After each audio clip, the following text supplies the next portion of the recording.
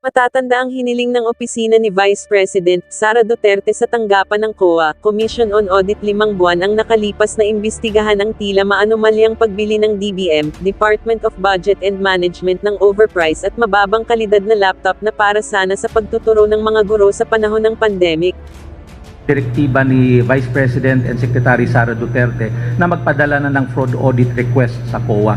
So pirma na po ito, na-receive na ng aming resident COA, pero yung sulat mismo na address kay Chairperson Jose Calida ay on the way na today. Base sa lumabas na resulta ng 5 pagdinig ng committee, overprice umano ito ng 979 na milyon. Panuuri ng buong detalye. Magandang hapon. The committee secretary is directed to read the dispositive portion of committee report number 19 relative to the laptop deal. Please proceed. Inquiry on the alleged overpriced and outdated laptops procured by the Department of Education. Because schools became physically inaccessible due to the COVID-19 pandemic, DEP-ED endeavored to adjust to the new normal as everyone became heavily reliant on technology. Now, bearing the brunt of the laptop deal between DEP-ED and PS-DBM are the public school teachers. Instead of enhancing teaching and learning capacities, the actions presented, the Blue Ribbon Committee's findings are as follows. 1. The contract for the supply and delivery of laptop computers for public school teachers under the 2021 DEP-ED Laptop for Teachers Procurement Project was overpriced by at least 979 million pesos.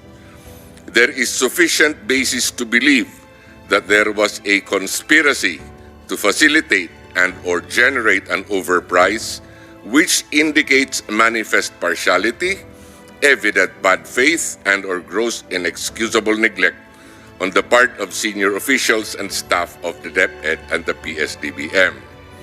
While they may seemingly act separately, concerted acts were evident to create an opportunity for favored bidders to submit bloated and excessive bids, leading to an overprice in the purchase of the laptops.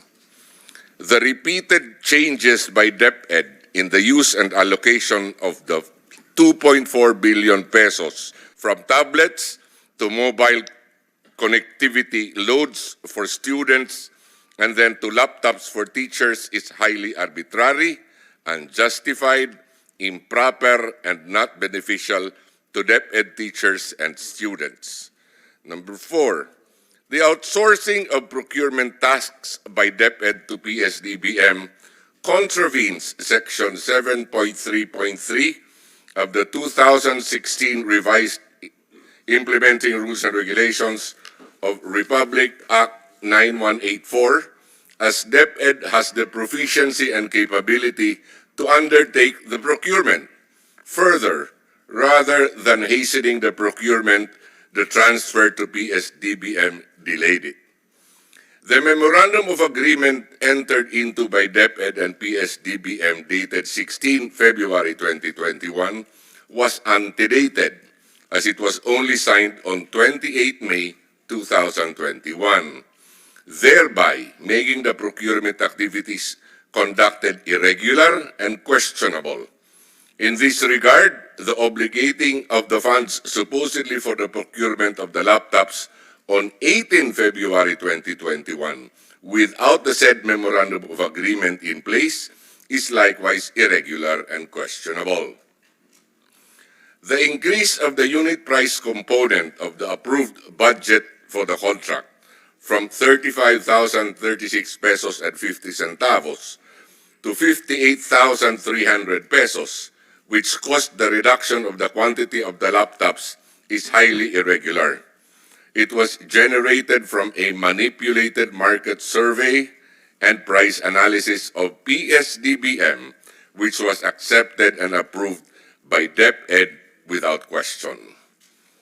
The Special Bids and Awards Committee, head of the procuring entity of PS-DBM, and the officials of DEP-ED caused grave and undue injury and prejudice to the DepEd and our public school teachers when they procured and accepted the Dell Latitude 3420 with Intel Celeron 1.8 gigahertz processor, despite said processor being below the specifications stated in the bidding documents. Contrary to the avowed purpose of the procurement, which is to ensure that teachers will have the necessary tools to conduct classes through online learning, the Dell Latitude 3420 procured were given to a large number of non-teaching personnel, about 12%, and as testified by teachers and the Commission on Audit, the laptops are too slow because the processor is Intel Celeron, which is outdated, and the price is too high considering the specifications. On the basis of its findings, the Senate Blue Ribbon Committee recommends the following. The abolition of PS-DBM, and to require government departments, agencies, office instrumentalities, including GOCCs, SUCs, and local governments, to conduct their own procurement as an exercise of their fiduciary duty to be accountable for public funds appropriated for their respective offices. 2. Amend Republic Act No. 9184 to provide for transparency and accountability requirements for joint venture entities or arrangements participating in public biddings. 3. Amend Republic Act No. 9184 to provide for transparency and accountability safeguards during the planning and pre-bidding stages of public procurement, including but not limited to the setting of the ABC and technical specifications of goods, services, or infrastructure to be procured.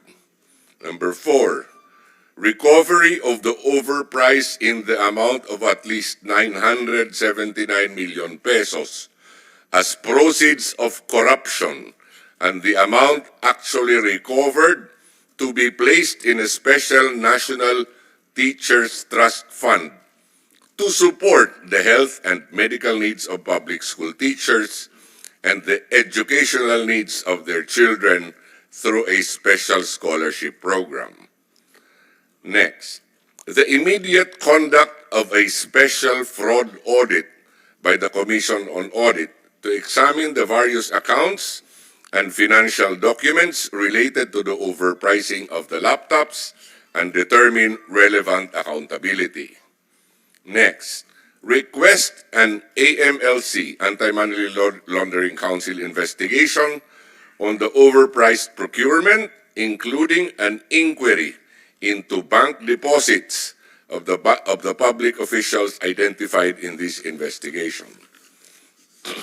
Next, request the BIR to conduct a special tax compliance audit or a tax fraud audit inquiry to determine whether the proper taxes were paid on the income of the joint venture consortium partners. Next, the filing of criminal and administrative cases against the officials of DEP-ED and PS-DBM to include the following.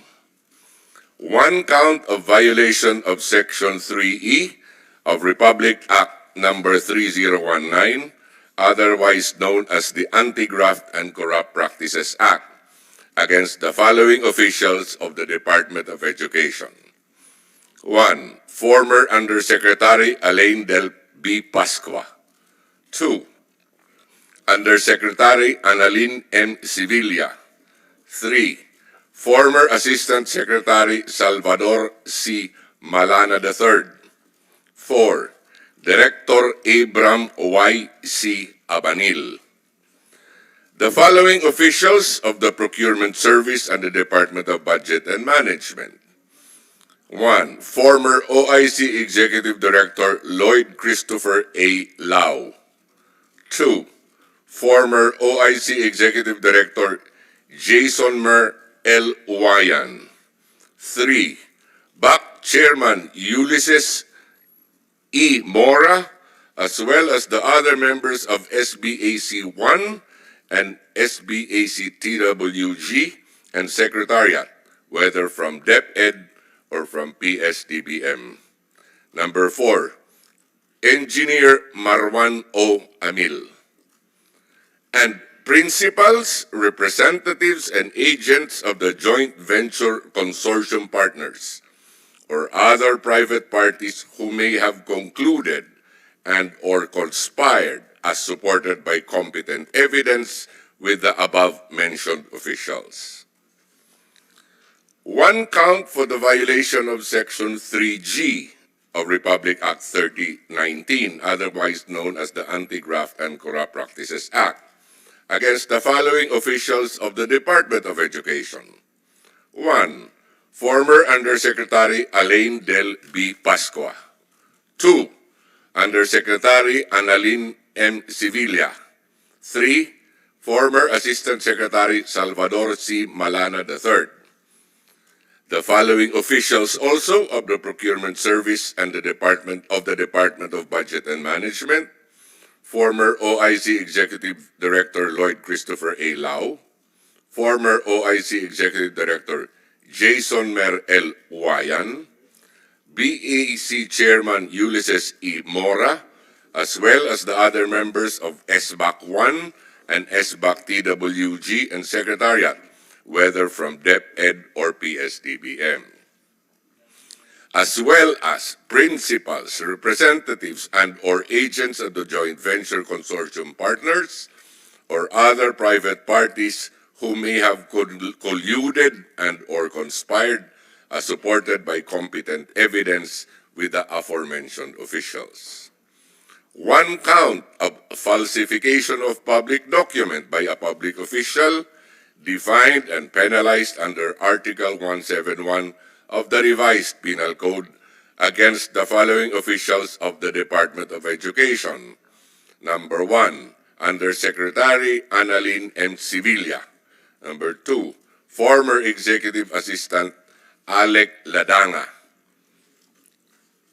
Next, one count for violation of Section 3A of Republic Act 3019, otherwise known as the Anti-Graft and Corrupt Practices Act, against the following officials of the Department of Education. 1, Undersecretary Annalyn M. Sevilla, and 2, former Executive Assistant Alex Ladanga. Next, multiple counts of perjury defined and penalized under Article 1A3 of the Revised Penal Code as amended by Republic Act Number 11594 against the following officials of the Department of Education. Undersecretary Annalyn M. Sevilla, former Undersecretary Alain Del B. Pascua, former Assistant Secretary Salvador Malana III, former OIC Executive Director Lloyd Christopher A. Lau, and former OIC Executive Director Jason Mer Wayan of the PS-DBM. In addition, the following actions are recommended. Number 1, the administrative and disciplinary investigations for multiple counts of grave misconduct, serious dishonesty, gross neglect of duty, and conduct prejudicial to the best interest of the service be likewise initiated against the aforementioned senior officials of the Department of Education and the Procurement Service of the Department of Budget and Management as may be applicable. Number 2, that the Commission on Audit issue notices of disallowance for the overprice in the purchase of the laptops in the total amount of at least 979 million pesos against the following officials of the Department of Education. Undersecretary Annalyn M. Sevilla, former Undersecretary Alain Del B. Pascua, former Assistant Secretary Salvador C. Malana III. Number 3, on the basis of Presidential Decree Number 1445, otherwise known as the Government Auditing Code of the Philippines, that civil complaints be initiated against the following officials and personnel of the Department of Education, as well as against officials of the Procurement Service of the Department of Budget and Management to collect and recover the value of the overprice in the amount of at least 979 million pesos, including accrued interest and damages, and that they be held jointly and solidarily liable therefor. Number 1, Undersecretary Annalyn M. Sevilla, former Undersecretary Alain del B. Pascua, former Assistant Secretary former Assistant Secretary Salvador C. Malana III, former OIC Executive Director Lloyd Christopher A. Lau, former OIC Executive Director Jason Mer L. Owayan, and other DEP-ED and PS-DBM officials that may be shown by competent evidence to be responsible for government funds or uses of government property in violation of law and relevant regulations. Finally, let a copy of this committee report be furnished the Department of Education, the Department of Justice, the Office of the Ombudsman, the Commission on Audit, the Anti-Money Laundering Council, the Bureau of Internal Revenue, the Office of the Solicitor General, and the Bureau of Immigration for their information and appropriate action, including but not limited to the conduct of preliminary investigation and administrative adjudication, a special fraud audit, a tax compliance review of a tax or a tax fraud audit, legal action to recover proceeds of corruption, and an investigation of possible money laundering activities of public officials identified in this investigation if the law and evidence so warrants, as well as the issuance of the proper Immigration Lookout Bulletin Orders or ILBO against those concerned when necessary and as provided by law and existing